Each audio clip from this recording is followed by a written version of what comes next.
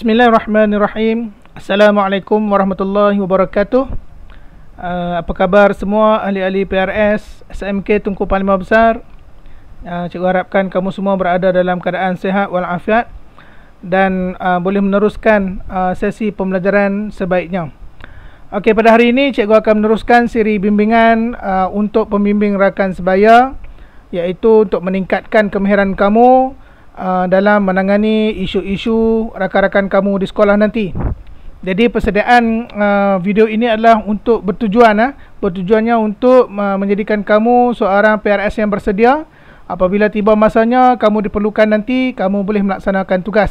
Sebab itu cikgu mohon ambillah masa sebaik mungkin untuk melihat video-video yang cikgu kirimkan ini, supaya kamu dapat meningkatkan kemahiran kamu dari masa ke semasa.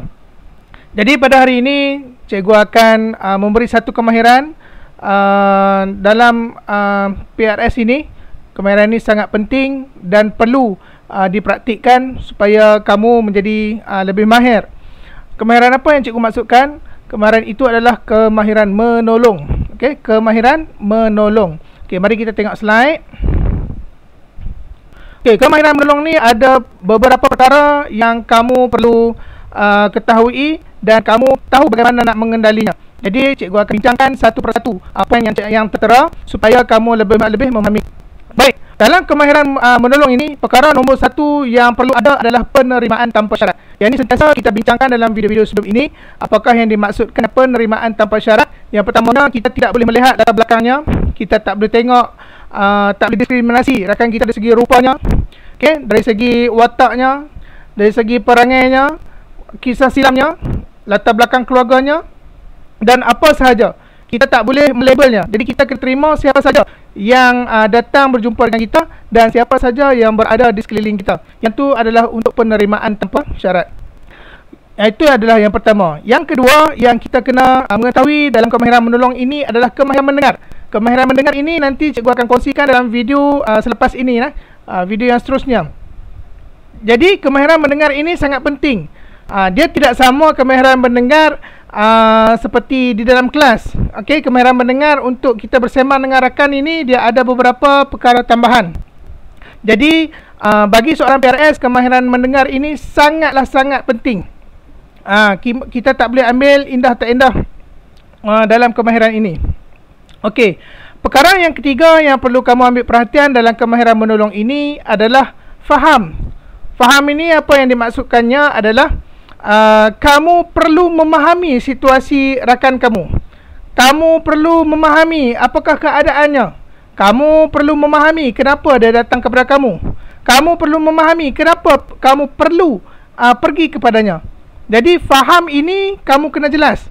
Apakah objektif kita? Apakah matlamat kita? Visi kita untuk rakan yang kita berjumpa itu. Jadi maksudnya kita tak boleh sembang kosong. PRS tidak sembang kosong. Dia bila sembang, dia perlu memahami situasinya. Jadi ini adalah perkara yang kamu kena jelas ketika kamu membuat pertolongan ataupun ingin menolong seseorang. Okey, perkara yang ketiga adalah dipercayai.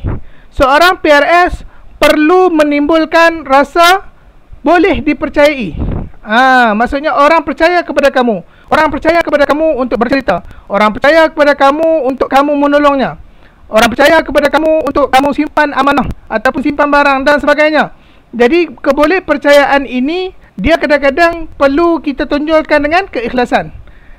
Jadi maksudnya dia tidak boleh dilakon-lakon. Maksudnya kita tunjukkan keikhlasan, dan dia berkait rapat dengan ciri yang paling bawah itu adalah ketulinan. Saya akan terang bagaimana yang dimaksudkan dengan ketulinan. Okey, yang seterusnya, ciri yang seterusnya adalah mengambil berat. Seorang PRS ni perlu menunjukkan dirinya sentiasa mengambil berat terhadap rakan-rakan. Dari segi pertanyaannya, kalau kawan ada masalah, dari segi bantuan, contohnya kalau kawan tak faham akademik, cuba bantu, ataupun sentiasa bertanya khabar. Sekurang-kurangnya rakan merasakan dirinya diberi perhatian oleh PRS tersebut. Bukan dalam bentuk lakonan, tapi kita membina repo sesama kita. Dan yang terakhir sekali, dari segi ketulinan, apa saja yang kita lakukan, kita mesti menunjukkan keikhlasan hati kita. Kita bukan semata-mata berlakon ataupun hanya nak tunjuk kita baik. Ini perlu dilatih.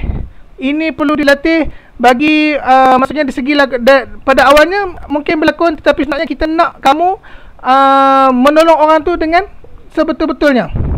Bukan sekadar lakonan dan sebagainya. Jadi yang ni adalah perlu dilakukan secara praktikal. Yang saya ceritakan ini hanyalah sebagai teori untuk membuka minda kamu apa yang perlu kamu lakukan ketika kamu hendak menolong orang. Jadi apa yang saya nak simpulkan di sini, ada lebih kurang 6 step yang kamu perlu mahir, iaitu penerimaan tanpa syarat. Yang kedua, kemahiran mendengar. Yang ketiga, cuba memahami ataupun empathy. Yang keempat, kamu mesti melatih diri kamu supaya kamu boleh dipercayai.